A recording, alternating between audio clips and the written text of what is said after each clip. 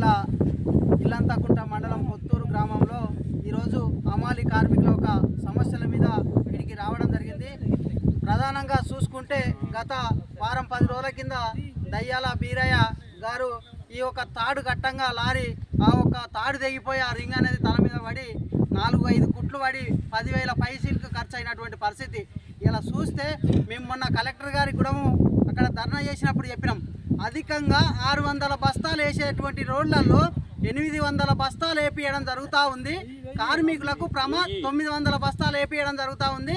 కార్మికులకు ప్రమాదం జరిగితే వాళ్ళకు ప్రమాద బీమా సౌకర్యం కూడా లేనటువంటి పరిస్థితులలో కార్మికులు హమాలీ కార్మికులు పనిచేస్తున్నారని కలెక్టర్ గారి దృష్టికి తీసుకుపోయినా కూడా చర్చలకు పిలిచి ఇలా అధిక లోడ్ వేస్తే మీకు ఏమవుతుందని చెప్పి ఇలా కలెక్టర్ గారు మాట్లాడినటువంటి సంఘటన ఈ రాజన్న సిరిసిల్ల జిల్లాలో ఉంది. అయ్యా కలెక్టర్ గారు, మేము ఒకటే అడుగుతూ ఉన్నాం, అధికమించి పని భారం మోపుడు కార్మికుల మీద సరికాదు.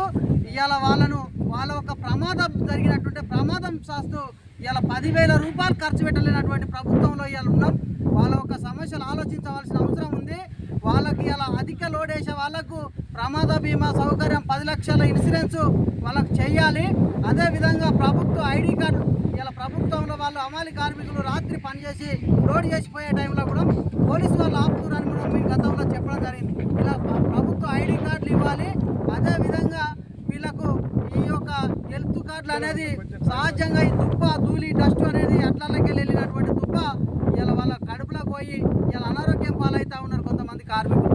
హెల్త్ కార్డులు ప్రధానంగా హెల్త్ కార్డులు కూడా అమలు చేసి ఈ ప్రభుత్వం వీళ్ళను సరైన పనికి వీళ్ళ వేతనాలు కూడా వీళ్ళ కింటల్ హిసాబ్లో వాళ్ళు పనిచేస్తే నిత్యావసర సరుకుల మీద ఇలా కొనుక్కోలేనటువంటి పరిస్థితి. కేంద్ర బీజేపీ ప్రభుత్వం వచ్చినాక ఇలా బియ్యాన్ని కాడికెళ్ళి మొదలు పెడితే రైతు పండించిన ధాన్యం మార్కెట్లకు పోయేదాకా రేటు ఉంటుంది.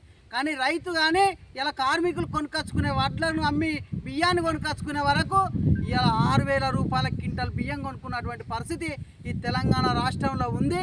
కార్మికులు ఇలా నిత్యావసర కూలి చేసుకున్నటువంటి కార్మికులు ఈ సామాన్ల మీద నూనె, ఉప్పు, పప్పు, నిత్యావసర సరుకుల మీద జీఎస్టీ పేరుతో కేంద్ర బీజేపీ ప్రభుత్వం కార్మికుల ఒక నడ్డి విరుస్తున్నటువంటి పరిస్థితులలో వీళ్ళ కూలీ రేట్లు పెరగక కార్మికులు ఇబ్బంది పడుతూ ఉన్నారు. వెంటనే దాన్ని సవరణ చేసి కూలికి తగ్గ రేటు కూడా క్వింటాల్ హిసాబ్లో పెంచాలని కూడా నేను ఏఐటీసీ జిల్లా సెక్రటరీగా డిమాండ్ చేస్తూ ఉన్నాం.